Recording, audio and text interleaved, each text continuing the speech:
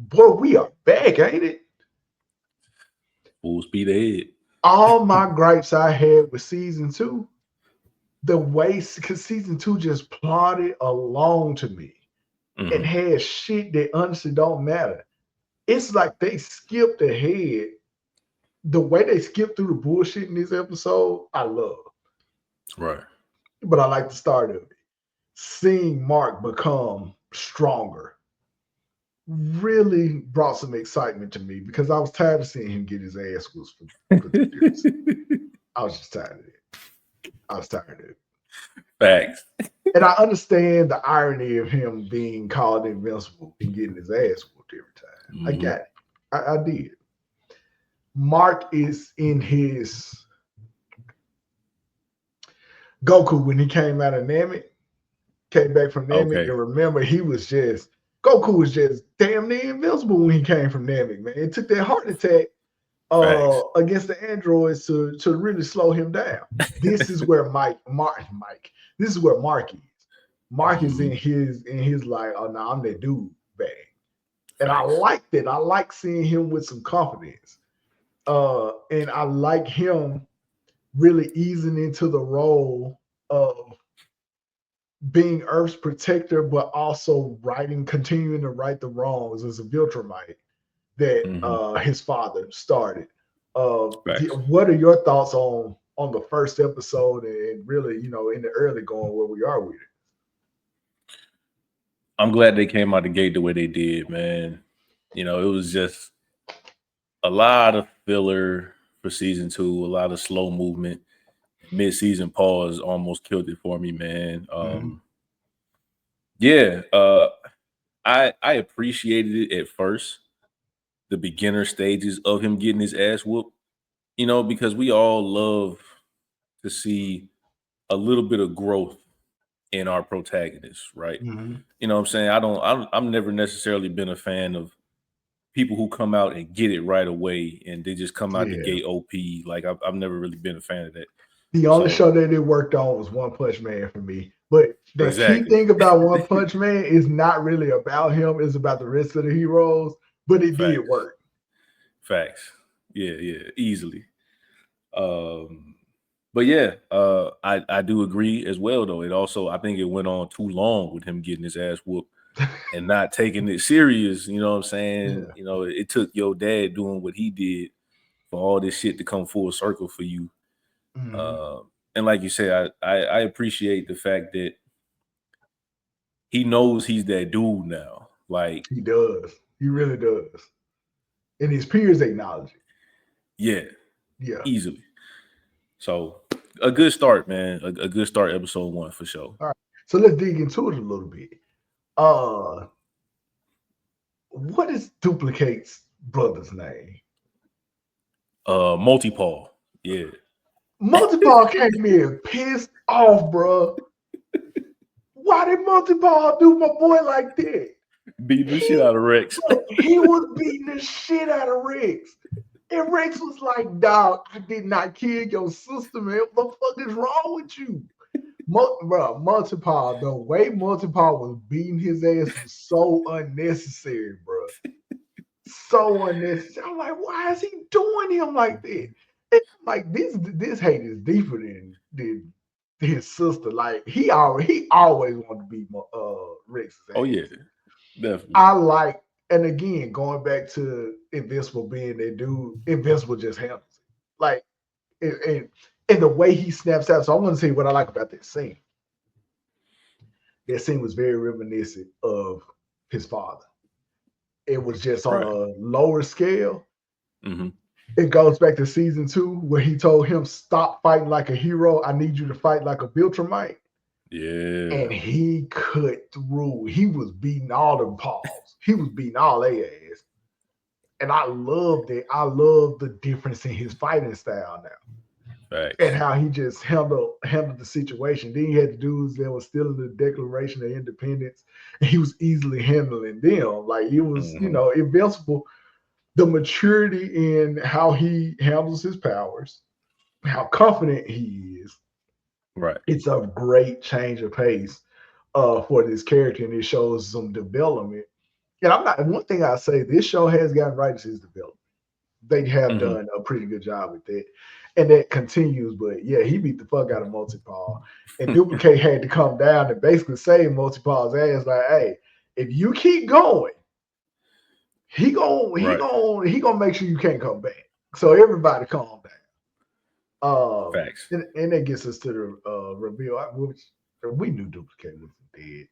But she comes back into the fold. I like how that's handled also, and how Hmm. her friends really thought she was dead, and everybody's happy to see her and stuff. But it Right. gets us to really the big crux of the first episode.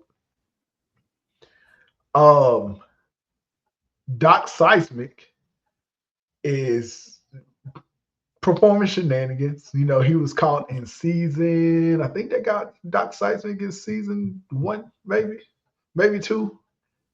I think it was I two. think. They captured Yeah. him, and he's just meditating.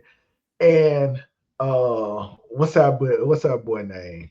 With the glasses, Cecil's right hand man, the one that's an android. Uh, Ooh. Ooh. Shit. but that guy, he Right. he actually looks like he's from a different show. To me, he looks like he should be on King of the Hill. King of the Hill. Oh yeah, he does. Uh, but he's telling them like, sir, we're having these weird geological issues in these regions, and Cecil is like, I don't give a fuck about that. Hmm. He's ready to move on. And then the surprise attack happens. And all of the heroes are captured except for Invincible and Adam Eve. And then Oliver, who the big reveal here is that his powers have manifested way earlier than Invincible. He can actually fly now. It looks like he has some strength to him too. Um, he wants to go and fight, and Invincible's mom, she ain't having it. Tell him to sit his ass down, and she'll convince Invincible to help him. Hmm. Um, which is another touch I like. But one thing I appreciate about this show, and the first time it happens, is the episode where Battle Beast comes for the first time, Mm. and he beats the shit out of everybody. Definitely. Villains that you think wouldn't be a problem for Invincible quickly become a problem for Invincible. I love that running theme of this show. And Doc Facts. Seismic, you thought he wasn't going to be a big deal. He wasn't going to be a big issue because when he tried to destroy the Mount Rushmore, Invincible was able to handle him pretty easily or Hmm. whatever. Of course, he had some of the super villain hijinks, but this time, no, he had a great plan. He got all the heroes in one Facts. place.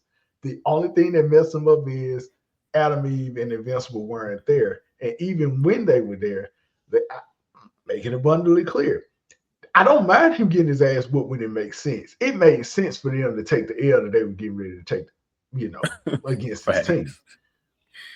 But it got us to a big point that I want to talk about. But just give me your thoughts up until this point where you were with it. Yeah, Doc Seismic definitely took that shit to the next level, man. I mean, even when he was breaking it down, when he was like, "We've been following y'all vibration patterns for forever." I'm like, "Yo, Yeah, that's crazy, man. Like this shit was well plotted out." Like you said, even when Eve and Mark showed up, like you said, they were still getting their ass whooped. yeah, like he had countermeasures for everything they had going.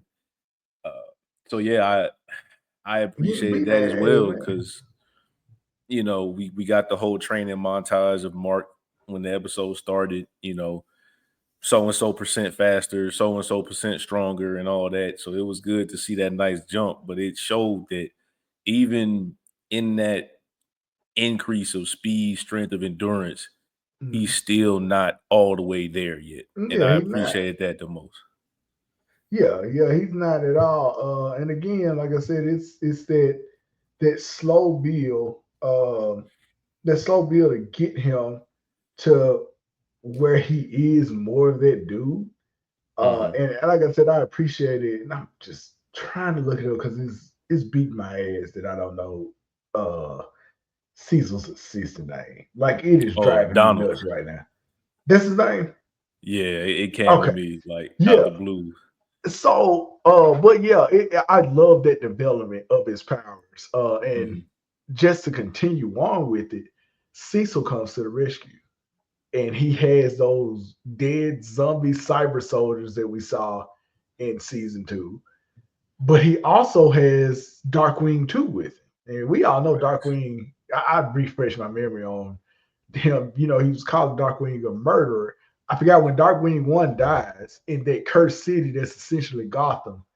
Mhm. Darkwing decides to kill all of the criminals instead of taking them in. Darkwing and the cybernetic men come in, they clean house, they're beating the shit out of these creatures that Doc Seismic, these ancient creatures that Doc Seismic has enlisted in his cause. They Mhm. free the other heroes and they basically subdue them. My favorite thing in all of this is earlier in the episode, you saw where Cecil and Invincible essentially have become friends. Right. Cecil is taking him under his wing and is like, look, Cecil saw Anissa, and that shit drove him crazy. He Mhm. was like, wait a fucking minute. There are more of these, is what you're telling me. And they are hostile. Facts. Hostile. No So hesitation. the whole buildup is him being ready to fight Anissa, which I know, at least I think I know that fight is coming. Mhm. But it's all about him, being ready to fight Anissa because Anissa dog walked his ass. And it was Easily. easy. And what was crazy was Cecil, and this is gonna get into the second episode, just going from Cecil's standpoint.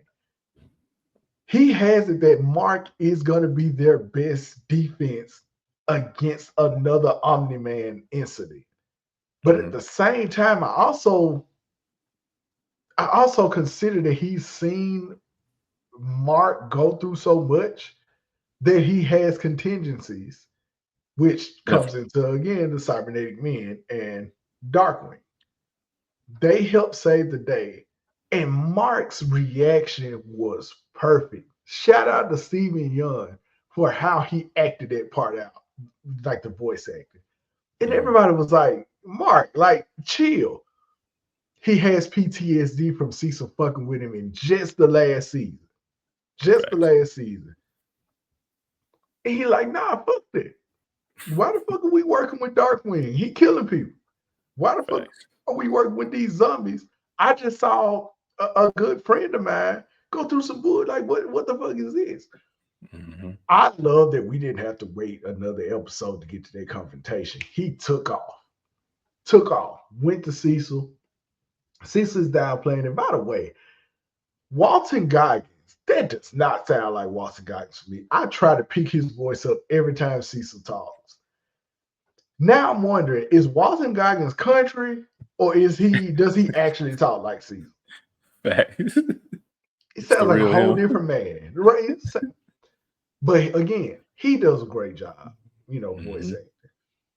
acting. And he leads Invincible to this white room, and the other cyborgs, he's surrounded by what looks like hundreds of them. And Cecil tells him, "This room is for my protection." And then we get into our next episode, and you find out a little bit more about Cecil in a shocking opening to the episode. What did you think about the way they opened this thing up to give us Cecil's origin story? Honestly, bro, I wish it would have came earlier. Mm, I wish we could have understood Cecil's concerns and his contingencies with a lot of this stuff in season 2 when he was taking all these countermeasures and precautions to the potential of another Viltrumite incident.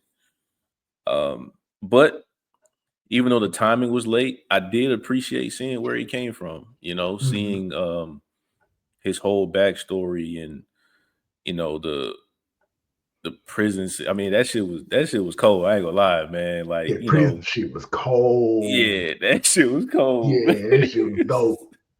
I He was was like, running man, that shit. Cecil He about, was running that shit in a matter of years. yeah, like Like he was about to that be was a dope. punching bag, and Yeah, then he reformed the whole prison system. he did. He did. So okay, let's unpack that part. So I want to take it back a little bit.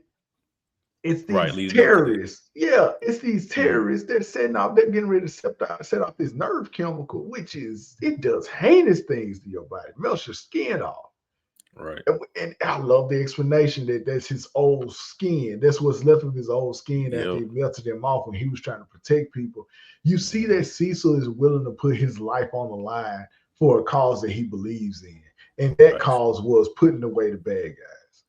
And then later on, his former director introduces these same terrorists to try and help them out. And they do help save the day. And Cecil shoots both of them point blank range, Pop. kills him, which leads him to prison in the first place. So that was like, you disobeyed direct orders and you murdered two people. You got to go. Right. And then, so here's my thoughts on where his former director saw.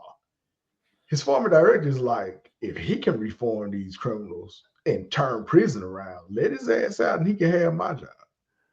He a Facts. bad motherfucker if he can pull that off. And he did. So that made sense. Mhm. And then the moment that I really like, they showed that conversation with he and Donald. And Right. that part, you you get that glimpse of his guilt into bringing Donald back as a robot over and over again. And Yeah. that's what snaps him back into the present day. I really like that touch. Like that was it to me, it kind of shows Donald as a weakness of his in Mhm. some form, but it Right. also is a glimpse into how far he's strayed away from who he originally was. Now he is morally compromised. And now he finds himself trying to convince Invincible of what he initially couldn't understand about working with the bad guys and reforming them instead of throwing Facts. them under the jail. And before we even get to that, Invincible is going full Viltrumite on all of the Cybermen. Full Viltrumite, killing left and right. And I love Cecil's line where he tells him, Mark, you scaring me. I love when he says that. He's like, and Cecil's so together in both of the first seasons, Mhm. but you start to see those cracks. Like he's genuinely afraid of the Viltrumite Empire coming back Facts. and taking over the planet, or at least Mark turning into his father. Which Yep. Mark feels like we're past it, but Cecil shows him we're not. We not past it. I remember what your dad did. I remember that catastrophic day. I can't Mhm. just let you fly around here and trust that you're going to be a good guy, which leads us into the first meeting between um, Mark's father, Omni Man, and And Cecil. Cecil. Yeah. They were thinking about trying to kill him, which definitely was going to be a big mistake. And Cecil said, "No, let me talk to him." Yeah. It goes into the prison thing. Cecil being able to convert people to the cause. He meets him and he says, "Look, we need to. I mean, if you're here to defend us, let's work together." On the man is like, cool. When he leaves, he says we're gonna monitor him and see what it is he wants. And I feel like in this show, Cecil's biggest failure is not seeing that Omni Man was the villain, Right. and it's made him paranoid. And when you go Mhm. back to that first season, Omni Man and Cecil were friends. They had trust issues, but they were Facts. friends. They were, man. This is compelling stuff. These Yeah, first man. two episodes, especially the second episode, this is some compelling stuff that they put in. It reminds me of the first season again. And like Mhm. that's why we back. We really are back. Facts.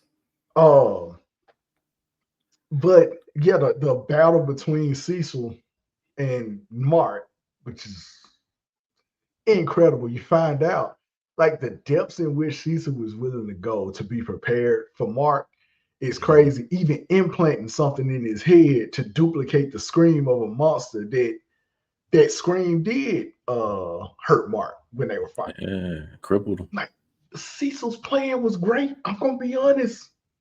Facts. it was a great plan. And he was winning. He was winning, man. If Mark hadn't made it to the Guardians of the Globe when he was running from Cecil, I think he would have had Mark beat.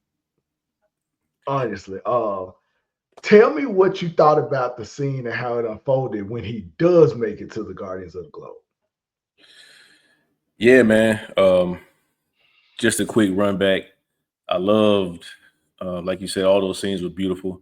I really loved when Cecil said to Donald what his prior director said to him. Man, that line, that was a bar, That was man. When cold. he said, Yeah. "You can either be a hero, basically, or you could be the guy that saves the day. You can't be I both." love that line, man. You I can't was be like, both. "Yo." But man, Yeah. fast forward, man, like you said, you can visually see that Cecil is shook, and why not, right? Because I mean, the first time we saw Mark, I think he called him like Reaniman or some shit like that.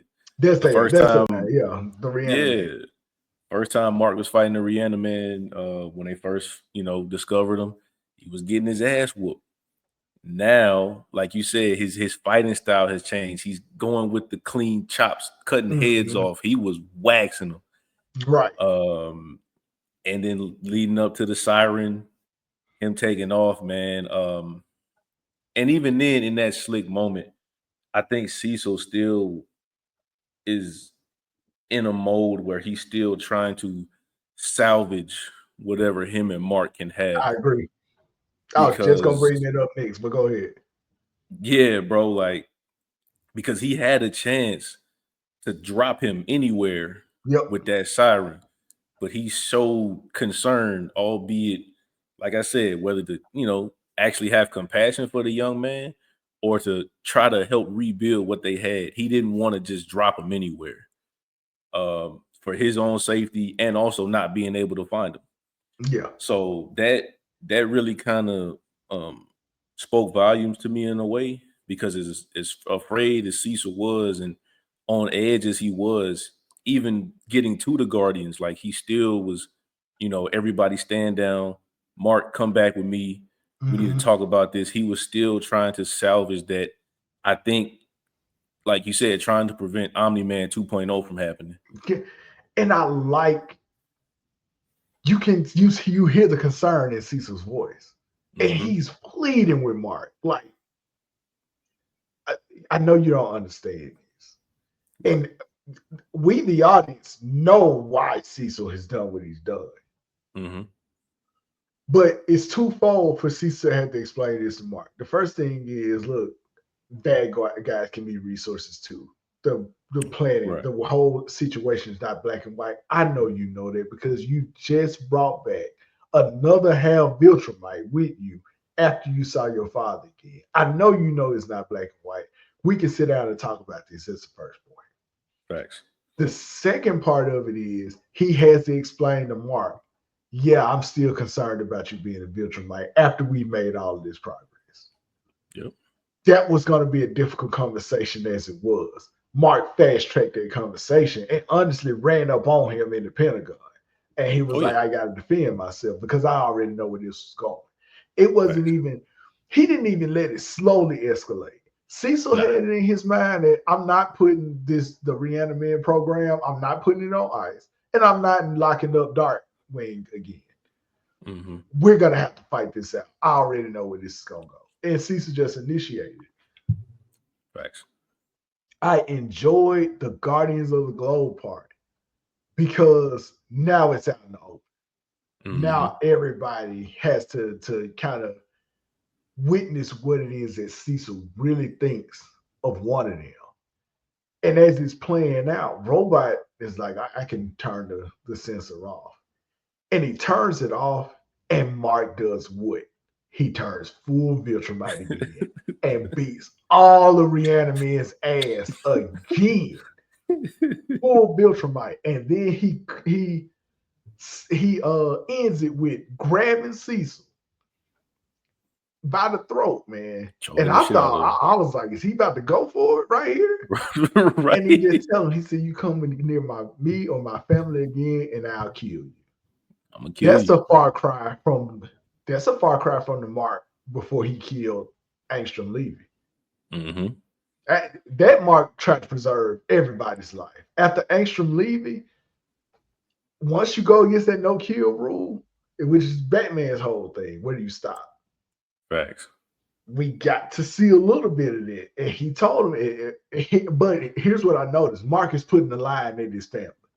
That's where his Yeah. line is. You come Right. near us again, it's over with. And he leaves peacefully, or as peacefully as he can in that situation. So now you come away from this episode with a better understanding of Cecil. You absolutely understand where Mark is coming from at the end of Facts. that. So where did they leave the Guardians of the Globe? Which that gets us to our third episode. And now Avengers Disassemble in the Invincible universe occurs, which I like Facts. that. I like that, and I feel like this is going to come to a head. Mm-hmm. The Guardians of the Globe decide to split. And it's really because now they feel like they can't trust Cecil. And Mark, who is the purest amongst them, at least that's how they feel. Right. If Mark isn't safe, then you have Robot, Monster Girl. What's the black Invincible name? Unstoppable or something like that?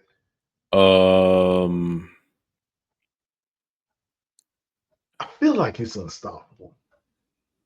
Who you talking about? Jay Farrow plays him. Bulletproof or something like that. I think it is Bulletproof. I think you're right. But them and who is the last person? And Rex Floyd. They all go to join to really not even join anybody. They're leaving and doing their own thing. Right. That argument was intense because you have a mortal Titan. Is it Titan? I believe that's Titan. Yeah. Oh, Swole it's dude. Titan. Yeah. Yeah.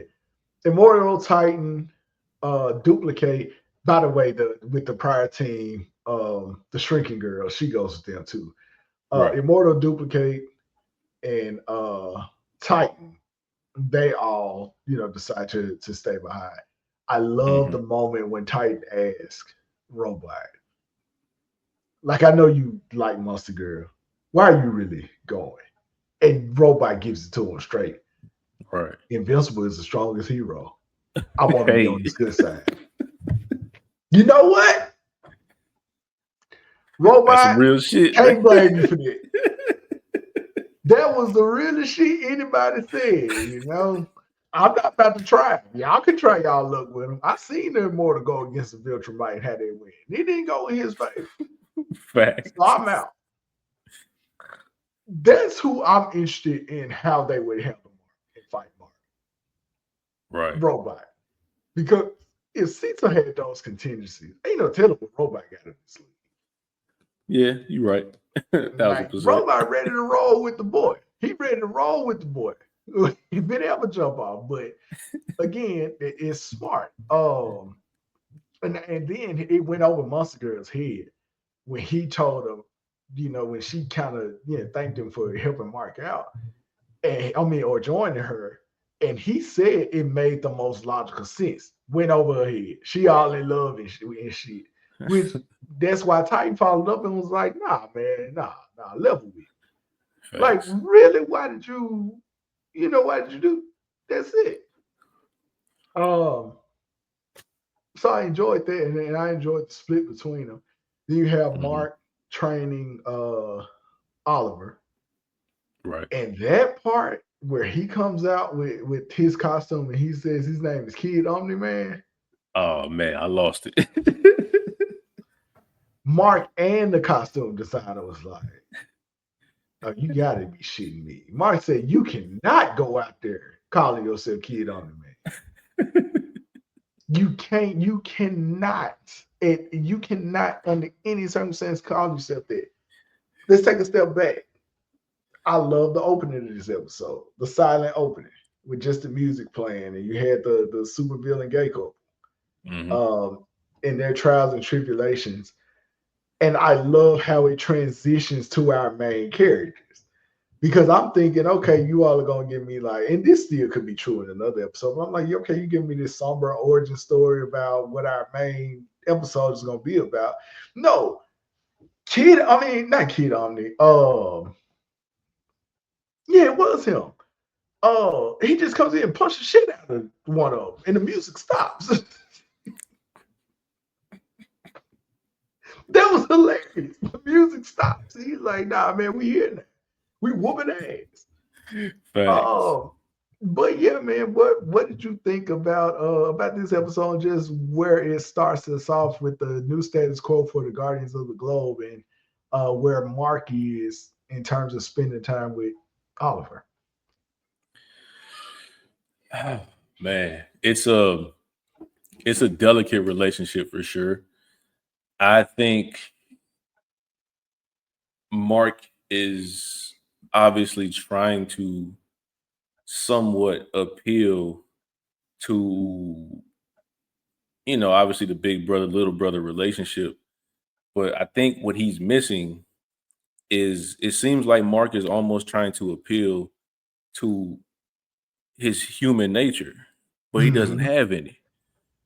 At all. Both his parents are aliens, bro. Like, I understand you and your Right. mom raised Oliver, but that shit is like embedded in him. And Mm-hmm. even coming out with, you know, obviously later in the episode, which we'll get to that eventually, but Yeah, yeah. when he said, "Man, you sound just like dad," what do you expect? It was chilling. It Yeah, was like, chilling when he said when he got to that. Like, yeah, we'll get to that. yeah, for sure. Your thoughts? Yeah, we definitely gonna get to that. But your thoughts on the Guardians of the Globe side? Um, it had to be done, man. I mean, you Mm-hmm. can't have a team and y'all fighting for different causes. Like, you can't operate like that, man. And Like, Immortal is such a kiss ass. yeah, I think Rex Close said it to him. Like, man, you a kiss ass, bitch ass dude, man. yeah, man. And then he threatened him, which Titan was like, hey, you can't go back, you can't say shit like that. And Can't y'all go supposed to back be on cool. that. They're definitely gonna get into a fight. Like both Yeah, sides and all that. Because the way, yeah, he told him more, like, you want to leave it like that? Really? yeah, Like, this and man straight up Immortal, told him, y'all got 2 hours to get out of here. The fuck you gonna right? do? That's what I would have been off. What you gonna do? Um, so yeah, moving on, the two of my favorite villains are the Mauler twins. Yeah, The fact that one of them is a clone is funny to me. And neither of them know which one the clone is. I always think that's funny. facts. But the Mauler twins come, Invincible decides he's gonna go, 2-on-1, Mhm. handle it himself. Oliver, aka I'm not calling him Oliver at this point. He's definitely Kid Omni Man because the shit he does here, he is his father's son, even more so than Mark is. He is Facts. definitely his father's son. That boy, that boy got some problem. Mark had to go and stop a nuclear warhead, Hmm. which is perfectly capable of doing. And the Mauler twins think this is just gonna be a breeze. Yep. The suddenness of how serious this got is what surprised me. Yeah. Facts. When he punched that one in the mouth and cracked his jaw, he couldn't talk anymore. That look, my eyes perked up at that point. Oh shit! It's up now. I said, wait a minute, this kid is serious. And what did he do to the other one? He knocked his head off, right? He Oh flew no, through his no, he didn't. chest. He flew through his shit, right? He killed the other by flying through. I said, oh shit! Wait a minute. I said, wait a goddamn minute, man. Wait a minute. He killed one of them. Like, that's what's going through my head. So I'm going to tell you what this plays into for me. The maturation of Mark turning into a Viltrumite was complete with his killing of Angstrom leaving. Not when he was with his father fighting side by side on that planet. To me, Right. when he killed Angstrom leaving, that's when Mark became a Viltrumite. He was willing to do what he needed to do. Right. With the acceleration in which Oliver is growing, he became a Viltrumite in this episode. Oh yeah, When facts. he killed them all, the twins, and he decided to do that, he became a Viltrumite at that point. I love how we sped that maturation process up to go in line with how it feels for Oliver to honestly be growing months within a day. I like that juxtaposition between that, and it gets us to the conversation that you alluded to earlier, where Mark is talking to him, and Mark is giving him a hard time about killing him, and he was like, "Well, I don't understand. He was a threat. Like they were both threats. Why would we stop them and lock them up? Why not neutralize the threat and just eliminate it from the planet?" It was the way in which this kid was talking that was just baffling to me. That was some gangster shit, man. But part of it, if you're thinking with all your social dampeners down, yeah, he got a point. The Marla twins have been a bane of Invincible's existence since the first season. They can't be rehabilitated. They almost destroyed a whole nation by setting off a nuke. Facts. Kill them. Kill them. And Mark was baffled. Mark was like, "Well, that's not how it works." And Oliver was like, "Well, why not? Why are we sitting up here letting criminals run around here? I don't understand it." And that's where the beautiful part is. Mark was like, "You sound like Dad." And Kid on the Man was like, "Well, maybe he was right." Is that such a bad thing, bro? Yeah, he said, "What's wrong with that?" Man, bro, when I tell you Oliver is scary as hell to me, he's scary as hell. That boy, if Cecil would lose his mind if he knew our Kid on the Man was talking like this. He would lose his shit. He would try to kill him immediately if he knew he was talking like this. Facts. And I also like when Cecil comes again and Mark isn't there after Kid on the Man kills the Marla twin. And he, again, they're leaning into how scary Mark is in this season. And I like that so far. Because when he grabs Cecil out of nowhere and he tells him in that real solemn voice, he said, "Didn't I tell you to stay away from me?" He's prepared to kill Cecil right then. It's Oliver being present, honestly, that I think saves Cecil in that moment. Facts. I'm so ready to see where this season goes, especially with the end. And now that you know they're being watched, any theories on who they could be? My bet is Angstrom Levy again, an alternate version.